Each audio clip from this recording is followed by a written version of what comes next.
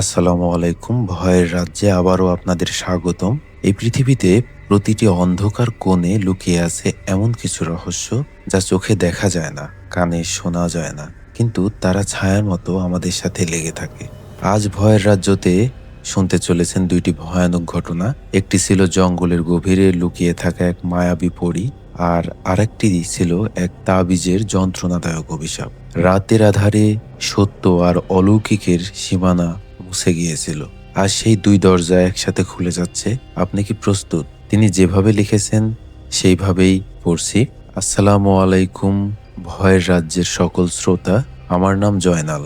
খুলনার এক প্রত্যন্ত গ্রামে আমাদের বসত। ছোটবেলা থেকেই শুনতাম আমাদের গ্রামের পাশেই যে ঘন জঙ্গল, সেখানে নাকি মায়াবী পরীদের বসবাস। গ্রামের মুরব্বীরা সবসময় বলতেন, খবরদার, গভীর রাতে কেউ ওই জঙ্গলের ধারে কাছে যাবে না। পরীরা মানুষের রূপ ধরে মানুষকে ভুলিয়ে নিয়ে যায়, আর তাদের শরীর থেকে সব শক্তি চুষে নেয়। আমরা এসব রূপকথার গল্প ভাবতাম, হাসতাম, কিন্তু এক ঘটনা আমার চোখ খুলে দিল। আর আমি বুঝতে পারলাম এসব শুধু গল্প নয়, ভয়ানক সত্যি। আমাদের গ্রামে ছিল এক সরল মনের ছেলে, নাম রহিম। রহিমের বয়স তখন 21 কি 22 হবে। দেখতে খুব সুন্দর, আর তার কণ্ঠে ছিল অসাধারণ সুর। সে খুব সুন্দর গান গাইতো। প্রায়ই দেখতাম সন্ধ্যার পর বাঁশি হাতে সে নদীর ধারে বসে থাকত, আর তার বাঁশির সুরে পুরো গ্রাম মুগ্ধ হয়ে যেত। একদিন সে খুব অসুস্থ হয়ে পড়ল। তার শরীর শুকিয়ে যেতে লাগলো, মুখে কেমন যেন একটা কালচে ভাব। প্রথম দিকে ভেবেছিলাম সাধারণ জ্বর, কিন্তু কয়েকদিন যেতে না যেতেই তার অবস্থা আরো খারাপ হতে লাগলো। তার মা কাঁদতে কাঁদতে বললেন, ওরে বাবা, আমার রহিমের কি হলো? দিন দিন শুকিয়ে কাঠ হয়ে যাচ্ছে। রহিম নিজেও কেমন যেন উদাসীন হয়ে থাকতো, কারো সাথে তেমন কথা বলতো না। গভীর রাতে উঠে বসতো আর জানালার বাইরে ফ্যাল ফ্যাল করে তাকিয়ে থাক। আমরা ডাক্তার দেখালাম। ডাক্তার বললেন কোনো শারীরিক সমস্যা দেখছি না, মনে হচ্ছে যেন তার উপর কোনো মানসিক চাপ পড়েছে। কিন্তু মানসিক চাপ? রহিম তো হাসি খুশি ছিল। এই কথা শুনে গ্রামের বয়স্করা বলা বলি করতে লাগলো, নিশ্চয়ই কোনো বদ নজর লেগেছে বা কোনো অশুভ শক্তির পাল্লায় পড়েছে। রহিমের চাচা, যিনি গ্রাম সম্পর্কে বেশ জানতেন, তিনি একদিন রহিমের ঘরে বসে বললেন, আমি লক্ষ্য করেছি প্রতিদিন মাঝরাতের পর রহিমের চোখ যেন কেমন অস্থির হয়ে ওঠে। সে জানালার দিকে ফ্যাল করে তাকিয়ে থাকে, আর ওর মুখ থেকে কেমন যেন অস্পষ্ট একটা নাম শুনতে পাই। ফিসফিস করে বলে, আয়েশা, আয়েশা। এই নামে তো গ্রামে কেউ নেই। রহিমের মা কেঁদে বললেন, আমার ছেলের কি হবে? ও তো দিন দিন শেষ হয়ে যাচ্ছে।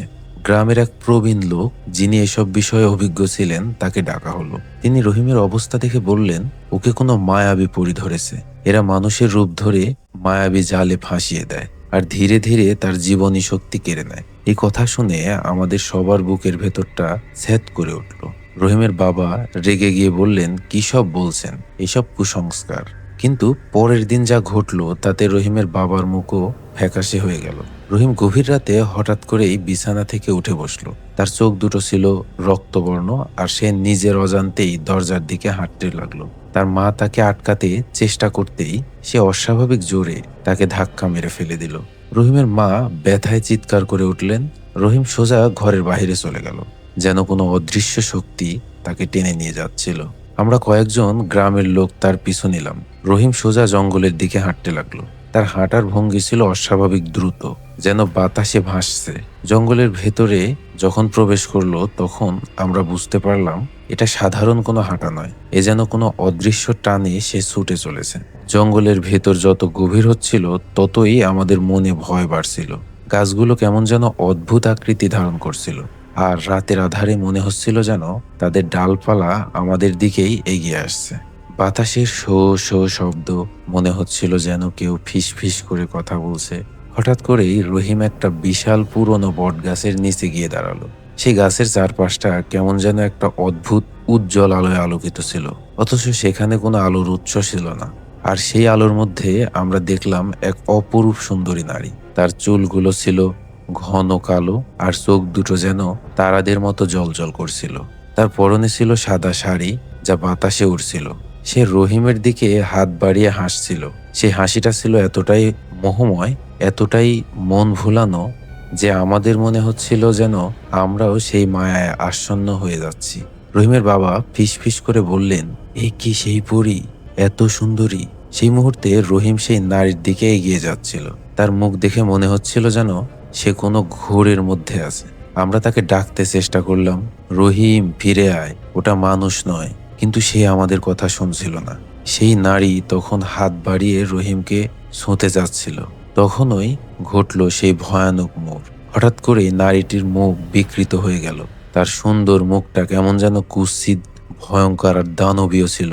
তার চোখগুলো আরো লাল হতে লাগলো, আর তার দাঁতগুলো যেন তীক্ষ্ণ হয়ে বেরিয়ে এলো। তার সেই মায়াবী হাসি মুহূর্তের মধ্যে অট্ট হাসিতে রূপান্তরিত হলো। সেই হাসি এতটাই বীভৎস ছিল যে আমাদের বুকের ভেতরটা হিম হয়ে গেল। সে যেন আমাদের দিকে তাকিয়েই সেই দানবীয় হাসি হাসছিল। মনে হচ্ছিল যেন সে আমাদের বলছে, তোমরা ওকে আটকাতে পারবে না, ও আমার। রহিমের মা চিৎকার করে উঠলেন, ও মা গো, এ কি দেখলাম! ও তো পরী নয়, ডাইনি। গ্রামের সাহসী লোকগুলো ভয়ে পিছু হটতে শুরু করলো। আমরা দেখলাম সেই দানবীয় নারী রহিমকে প্রায় ছুঁয়ে ফেলেছে। রহিম তখন জ্ঞান হারাতে শুরু করেছে। তার শরীর যেন আরো বেশি শুকিয়ে যাচ্ছিল। আমাদের মনে হলো এইবার বুঝি রহিমের শেষ। কিন্তু এর পরই ঘটল এক অলৌকিক ঘটনা। গ্রামের সেই প্রবীণ আলেম যিনি আগে রহিমের কাছে এসেছিলেন, তিনি কোথা থেকে যেন ছুটে এলেন। তার হাতে ছিল একটি কোরআন শরীফ। তিনি দ্রুত কোরআন তেলাওয়াত করতে করতে সেই বট গাছের দিকে ছুটে গেলেন। তার কণ্ঠস্বর ছিল বজ্রের মতো গম্ভীর। তিনি উচ্চ স্বরে কোরআনের আয়াত পড়তে লাগলেন। তার কণ্ঠস্বর এতটাই শক্তিশালী ছিল যে মনে হচ্ছিল যেন পুরো জঙ্গল কেঁপে উঠছে। আলেম সাহেব যখন আয়াত পড়ছিলেন, তখনই সেই মায়াবী পরী চিৎকার করে উঠল। তার সেই বিকট চিৎকার শুনে আমাদের কান ফেটে যাওয়ার উপক্রম হলো। মনে হলো যেন তার শরীর থেকে কোনো কালো ধোঁয়া বেরোচ্ছে। সে বট গাছের চারপাশে পাগলের মতো ঘুরতে লাগলো আর ক্রমাগত আর্তনাদ করতে লাগলো। এক পর্যায়ে সে এক তীব্র আর্তনাদ করে বাতাসে মিলিয়ে গেল। তার মিলিয়ে যাওয়ার সাথে সাথে বট গাছের সেই অস্বাভাবিক আলো নিভে গেল, আর চারদিকে আবার অন্ধকার চেয়ে গেল। রহিম মাটিতে লুটিয়ে পড়ল। আমরা দ্রুত তার কাছে ছুটে গেলাম। তার শরীর তখন ঠান্ডা ছিল, কিন্তু মনে হলো যেন তার দেহে আবার প্রাণের সঞ্চার হচ্ছে। আলেম সাহেব রহিমের মাথায় হাত বুলিয়ে দিলেন আর কিছু দোয়া পড়লেন। সে কিছুই মনে করতে পারছিল না, শুধু বলছিল, আমি খুব ঘুমিয়েছিলাম, খুব সুন্দর স্বপ্ন দেখছিলাম। আলেম সাহেব বললেন, এ কোনো পরী ছিল না, এ ছিল এক জিন যে মানুষের রূপ ধরে মানুষকে ফাঁদে ফেলে। রহিমের নিষ্পাপ মন আর সুন্দর কণ্ঠই তাকে আকর্ষণ করছিল। আল্লাহর রহমতে রহিম বেঁচে গেছে। তোমরা সবসময় আল্লাহর উপর বিশ্বাস রাখবে আর রাতে একা জঙ্গলের দিকে যাবে না। আজও যখন আমি রহিমের সাথে দেখা করি, তখন তার চোখে সেই রাতের ভয়ের ছায়া দেখতে পাই। সে আর বাঁশি বাজায় না, আর গভীর রাতে নদীর ধারেও যায় না। আমরা সবাই জানি সেই রাতে কি ঘটেছিল, আর সেই মায়াবী পরীর ভয়ঙ্কর ফাঁদ থেকে আল্লাহ আমাদের রহিমকে বাঁচিয়েছিলেন। ভাই, এটাই ছিল আমার স্বচক্ষে দেখা লোমহর্ষক ঘটনা। যেই মুহূর্তগুলো এখনো আমার চোখে ভেসে আসে। আশা করি ঘটনাটি আপনার ভালো লাগবে। এই বলে জয়নাল ভাই তার ঘটনা শেষ করেছেন। অসংখ্য ধন্যবাদ ভাই, এমন একটি ঘটনা আমাদের সাথে শেয়ার করার জন্য। প্রিয় শ্রোতা, আশা করি আজকের ভয়াল সত্য ঘটনাটি আপনাদের ভালো লেগেছে। ভালো লাগলে চ্যানেলটি সাবস্ক্রাইব করে পাশের বেল আইকনটি বাজিয়ে দিন, যেন পরবর্তী ঘটনা সবার আগে আপনার কাছে পৌঁছায়। আর অবশ্যই আপনার মতামত কমেন্টে জানিয়ে দিন। এখন আমরা প্রবেশ করতে যাচ্ছি এক এমন ঘটনায় যেখানে এক তাবিজ দিয়েছিল রাতারাতি সাফল্য, কিন্তু তার চুক্তিপত্র লেখা ছিল অদৃশ্য অশরীরীর রক্তে। কি দাম দিতে হয় যখন আপনি শয়তানের কাছ থেকে কিছু পান। দ্বিতীয় ঘটনায় আপনি শুনবেন একজন পিতার ভাষায়, যার ভুলে তার শিশুপুত্র হয়েছিল এক ভয়ানক চুক্তির মূল্য। তিনি যেভাবে লিখেছেন সেইভাবেই পড়ছি। আসসালামু আলাইকুম ভাই, আমি রফিকুল ইসলাম। নোয়াখালীতে আমাদের একটা ছোট্ট ব্যবসা ছিল, মোটামুটি ভালোই চলতো। আমার বাবা ছিলেন খুব ধার্মিক মানুষ।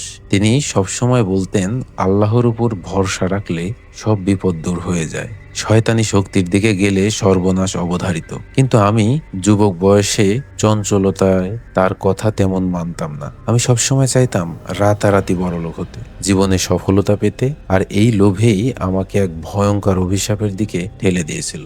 ঘটনার সূত্রপাত হয় প্রায় 5 বছর আগে। আমাদের গ্রামে এক নতুন লোক এসেছিল। নিজেকে সে কামেল বাবা বলে পরিচয় দিত।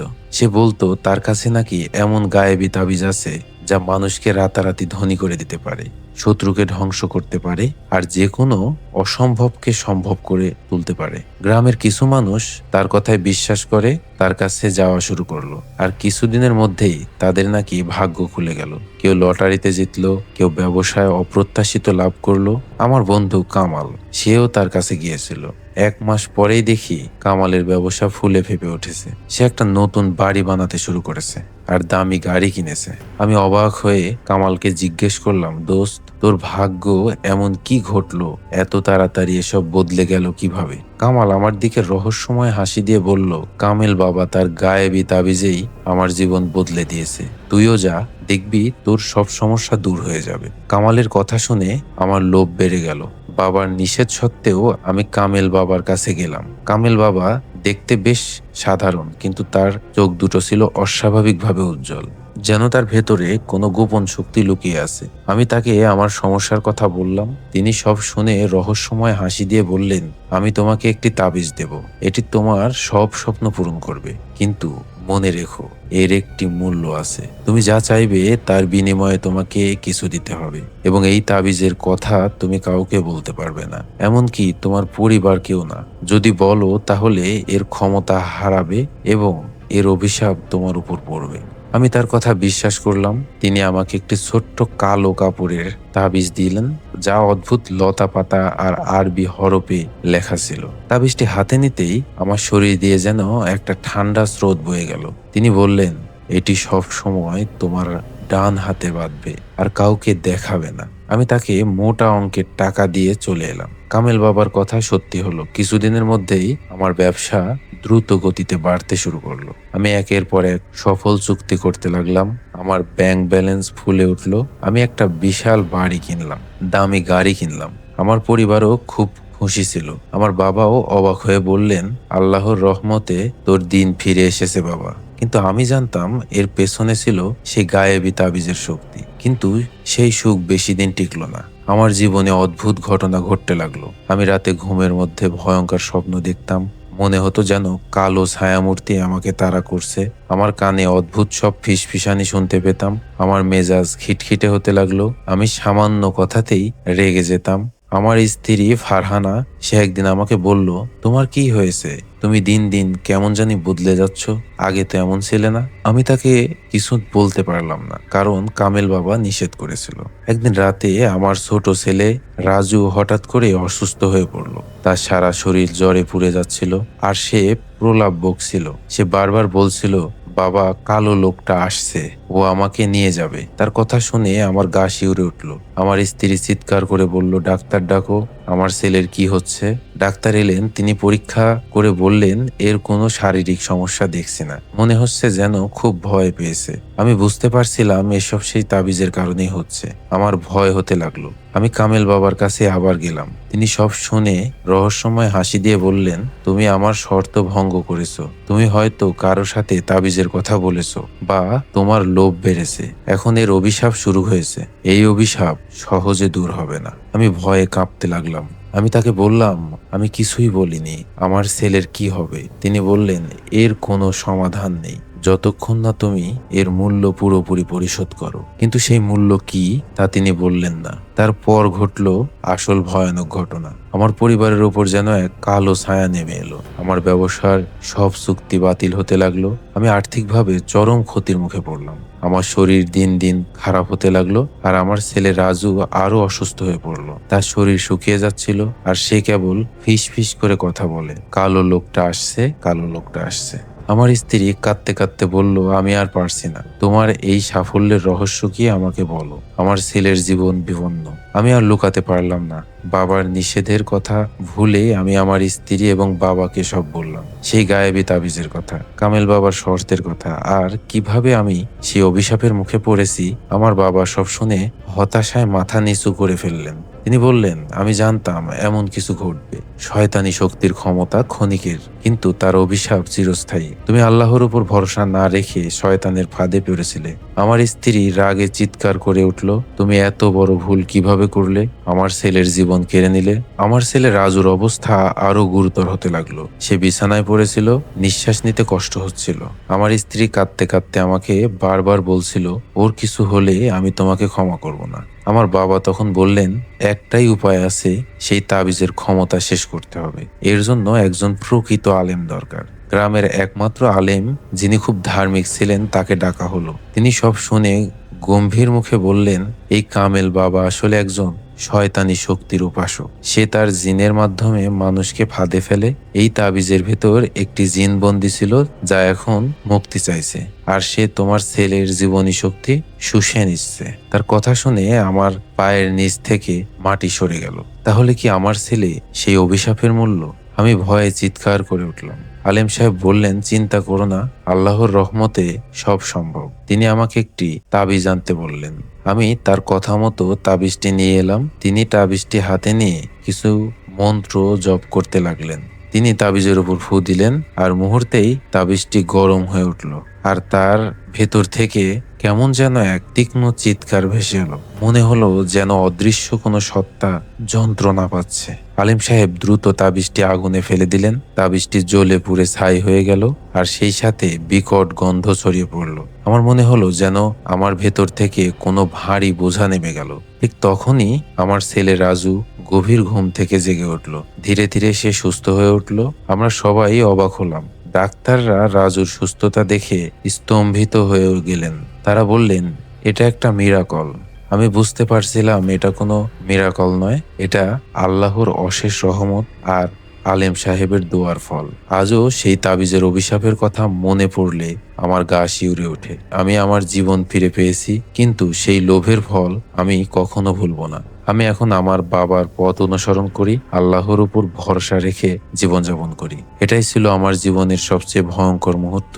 আমি এখন বিশ্বাস করি অদৃশ্য শক্তির ক্ষমতা ক্ষণিকের, কিন্তু আল্লাহর রহমত অনন্ত। ভালো থাকবেন ভাই, আল্লাহ হাফেজ। এই বলে তিনি তার ঘটনা এখানেই শেষ করেছেন। ঘটনাটি আপনাদের কেমন লেগেছে তা কমেন্ট করতে ভুলবেন না, এবং অবশ্যই লোভ সবসময় ক্ষতি, এবং ক্ষতি ডেকে আনে। আল্লাহ আমাদের সবাইকে যেন লোভ থেকে হেফাজত করে। আমরা আমাদের অনুষ্ঠান এখানেই শেষ করব। আপনারা যারা এখনো আমাদের চ্যানেলটি সাবস্ক্রাইব করেননি, পরবর্তী ঘটনা পেতে অবশ্যই চ্যানেলটি সাবস্ক্রাইব করুন, আপনার বন্ধুদের সাথে শেয়ার করুন এবং লাইক করুন। আবার আগামী পর্বে দেখা হবে ইনশাআল্লাহ। সবার প্রতি শুভকামনা রেখে আজকের মতো বিদায় নিচ্ছি। আল্লাহ হাফেজ।